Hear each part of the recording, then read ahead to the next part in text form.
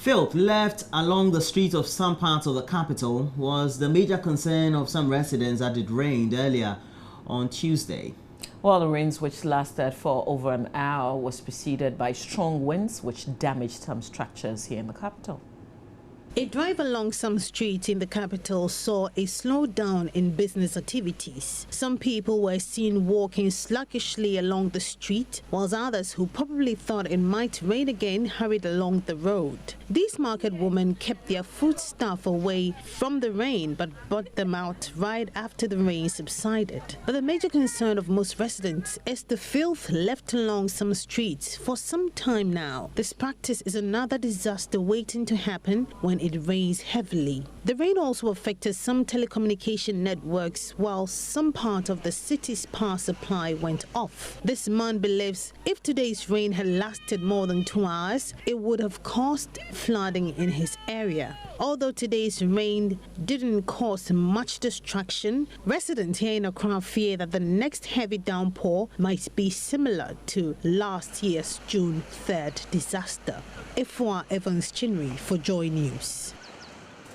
Now let's go to the Volta region, where there seems to be some good news to share from Malco Girls Senior High School in the Capitol Hall, which Joy News reported early on Monday, and we said the school was grappling with acute water supply. Well, that according to the headmistress has been resolved. But that's just one problem solved for now, because the school also has a problem with infrastructure, as a result of which some of the students are studying in uncompleted structures. The authorities of the school say they are compelled to use the uncompleted structures because contractors working on a Get Fund project on the campus have abandoned the site and work has since stalled. Our colleague Fred Kwame Asari visited the school and has filed this report. Malco Girls Senior High School is one of 3 public second cycle schools in the Volta regional capital, Ho. At first glance at the school's gate, it looks like all is well, but the school is battling with numerous challenges. There are not enough classrooms to accommodate the student population of over 1,700. Construction works on a project that consists of classrooms, science labs, and home economics department funded by the Get Fund have stalled, and the contractor has left site due to lack of funds. This development has compelled the school's management to improvise with classrooms under the uncompleted structures. Some classes are being held in the dining hall, where students have to partition it to suit their use after each meal. The dormitory facilities are also inadequate for the over 1,000 boarding students, leading to overcrowding. Only 2 teachers are accommodated on campus to monitor activities of the students during non-classes hours because there are no facilities to accommodate more teachers. Meanwhile, a 2-bedroom semi-detached staff bungalow funded by the Get Fund is at the finishing stages. When completed, it will accommodate 4 teachers. To elevate, especially the home economics block that's supposed to serve as a lab for them, a home econ center for them, the science lab that is also under construction. Then the dormitory we were assured that that project will be completed by September, October. That was why we absorbed all the girls that were given to us. But at the moment, nobody has come, no contractor has come, because the contract was supposed to be re-awarded so that to complete the contract so that the girls can move in. If that project is completed, there will be enough space for the girls. And also, we don't have bungalows for our teachers. The headmistress, for instance, is not on campus. It's only 2 female teachers who are taking care of these over 1,000 girls here. The school science lab is virtually empty, equipped with few practical apparatus. This has forced teachers to teach more theory than practical science. A chemistry teacher, James Aglo, lamented on the situation. In Malco Girls Senior High. In fact, for the science, it's a very big challenge to us because the major problem we have here, we have the staff all right, but the lab, we don't have lab, inadequate. We have only this as a lab, 1 lab for all the aspects, which is not equipped. So, and then when you look at the lab that we have in, the number of students that we have per class, it becomes difficult for you even to conduct any meaningful experiments. The ICT lab of the school is fortunate to be furnished with some computers, but the ICT tutor, Ernest Jamposo, says they need more to facilitate ICT education. Yes, you will see that there's a challenge of them, everybody having the chance to use the internet. So when they are crowded like that, then the room becomes what? Heat up. We need air conditions, we need more furniture, we need other computer accessories to replace those that are malfunctioning. Most of the teachers congregate under this tree as their common room because the staff common room cannot accommodate the 100 teachers. School authorities say they have enough land, appealing for stakeholder support to develop to address the infrastructural challenges. A report by Fred Kwame Asari. Well, we hope that at least some attention will be brought to this. You know, this is when we broadcast, things are done very well. But let's look at this. Ghana has failed to develop less than a quarter of its potential as an independent country. The nation is also wallowing in poverty, and the number of people suffering hardships have reached alarming proportions. That's not our opinion. It's a verdict from former rector of the Ghana Institute of Management and Public Administration, GIMPA, Professor Stephen Adai, as Ghana prepares to mark 59 years of independence. Here's a special report put together by Kwabena Owusu Amprechum.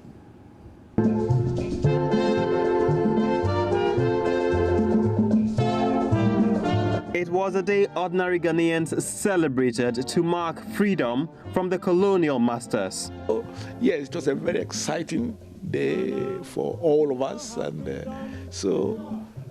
we enjoyed ourselves. And we were all being told and believed that we had a bright, good future. But were these hopes and aspirations realized? It will be 59 years on March 6 since Ghana gained independence. At long last, the battle has ended. And thus, Ghana, your beloved country, is free forever. These words ushered Ghana into a journey of self-governance and a determination to develop the motherland. How far have we come towards achieving this goal? Professor Stephen Adai is an economist and former rector of the Ghana Institute of Management and Public Administration, GIMPA. We have not realized even a quarter of our potential, and it's quite sad. The amount of suffering that the average Ghanaian faces today is far more than at the time of independence. Former Secretary to First President Kwame Nkrumah, K.B. Asante, blames the lack of development partly on unsustainable expenditure. We should suffer a little, just as in your little family circle. If things are bad, you don't just go on living as you were doing before. When I was young, I believed that every civilized person should drink whiskey at sundown when sun goes down before he relaxes. Now, but if you find that whiskey is too expensive, you either cut it down, stop it altogether. Ghana is ages behind the likes of Malaysia and Singapore that started their development agenda around the same time. Can we catch up? Professor Adai tells me it must start with putting Ghana first and reining in corruption. I'm looking forward to a head of state who will come and say, look, yes, I'm elected by NDC, I'm elected by MPP, but during my time, it is Ghana first. The partisanship is getting worse. So that, for example, when it comes to finance, again, it is easy to identify 10 Ghanaians from all the political areas whom you say, hey, this is our country. What best can we do it? Kwame Nkrumah professing our newfound freedom. Perhaps we are free from the colonial masters, but are we free from our self-inflicted economic shackles. For Joy News, Kwabna Usuamprechum.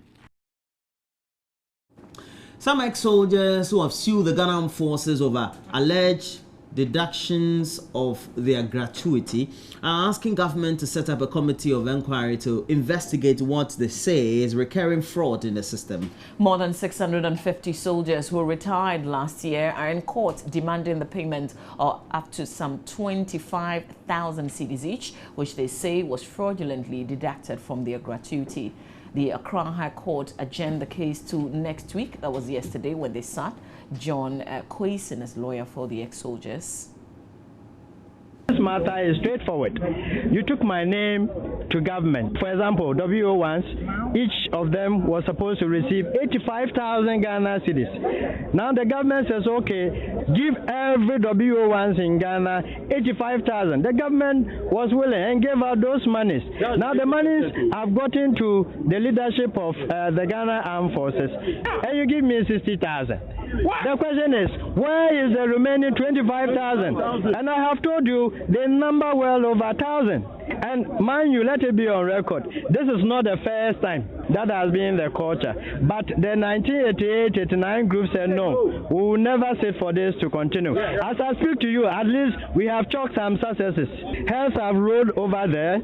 As I speak to you, never again will they send money through them. The monies will go directly into the account of the retired soldiers. So at least you can see we have chalked some successes. Talk about setting up a committee so that then what do you expect that such a committee would look into and make what kind of recommendations subsequently? They should find out where those monies are. That is all. Okay, and if it went to wrong hands, wrong pocket, the government will make them pay. And that is as easy as that. So the suspicion is actually that someone may have squandered the money which belongs to these projects. Exactly the point. But as to who took those monies, they have no idea. A spokesperson for the retired soldiers, ex-WO Samuel Dakwa, says the leadership is struggling to calm down their agitated colleagues. We know what happened here is technical, and we have spoken to, as leaders, we have spoken to our group that they should calm down and then ask, and when it is needed, we shall be called. Yeah. But obviously, it's been more than a year, your money hasn't been paid and all of that. It's obviously affecting the lives of yourself and your members, isn't it? For that one, yes. Even though it's not up to 1 year yet, it has taken some months. And every day and night we think about it. So I will be very glad if the government can step in and help us to get our monies. And the court process taking time and all of that. Obviously, we'll be glad if things are expedited and the case comes to an end as soon as possible, so that a resolution is brought to the issue, won't you? We will be very glad. But since we cannot change the modus operandi of the court, I think we are following it, and I hope in the right time we shall be called again to continue the case. Thank you. The Turkish president, who is on an official visit to Ghana, is promising to partner Ghana to fight terrorism. The joint news briefing earlier on Monday, Recep Tayyip Erdogan said Ghana was a trade partner and a friend to Turkey.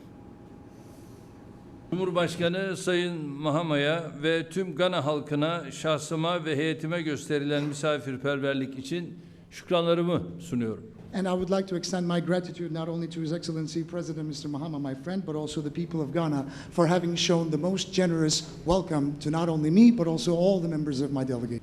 Ghana is the first African state who has declared independence in the year 1957 within the sub-Saharan region. And the beacon of freedom which was ignited here in very Ghana had cascaded down to other countries in the region. And Ghana still stands today as a source of inspiration not only with her robust and well-established democracy, but also its political and social stability, its peaceful foreign relations, and its diplomacy, a very active role in diplomacy. And Ghana happens to be one of our closest friends in Western Africa. And we are turning the tide in terms of our mutual relations in recent times. Ghana is perceived to be our development partner. Hedeflerimiz siyasi, askeri, ekonomik, kültürel, ticari bütün bu alanları kapsayacak şekildedir. And mutual cooperation shall encompass areas such as political, economic, trade, cultural, and diplomatic. President Mahama, on his part, called for more collaboration in scholarships, especially for girls in science and technology.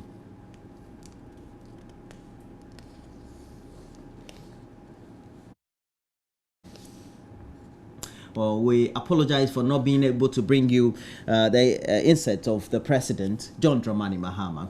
Now, let's talk some party political news. And some delegates of the New Patriotic Party at the Klote Kole constituency on Tuesday staged a protest asking defeated parliamentary aspirant Ni Noi Norte to go independent in this year's election. The supporters accused the winner of the primary, Philip Addison, and his team of destroying the party rather than helping it win power in 2016. The Adabraka polling station secretary, Maxwell Asamoah, has been speaking to the news team. Youth of Adabraka are grieved as to how MPP as a party is treating some of us. And we are all here because of Ninoi Norte. Ninoi Norte is one person who has been loved so much by every youth in Adabraka. Ninoi Norte won our first election that was held in August 2nd. We knew that everything was set for us to win 2016 election. Ninoi Norte was grieved. Why? Because when we started the election, as in the just ended election, it was supposed to be started at 8 o'clock, but this election started somewhere at 6 something. You understand? Which for which me, myself, and my friends gathered here, we are not happy about. We want Ninoi Norte to know that we are in support of him. Whatever decision he takes, by us we are here now. We want him to understand that we want him to go into independent. Okay? So that everybody in Adabraka, not even Adabraka and Osu, our research that we did tells us that Ninoi Norte is the only person who could win the seat for MPP. But it seems MPP does not want that seat. So we will go independent and win the seat for ourselves. If the leaders fail to listen to you, what will be your next line of action? That is why we are going to advise ourselves. We will advise ourselves. We are giving them 3 options. It's either they give us a rerun, we go to independent, or they should forget.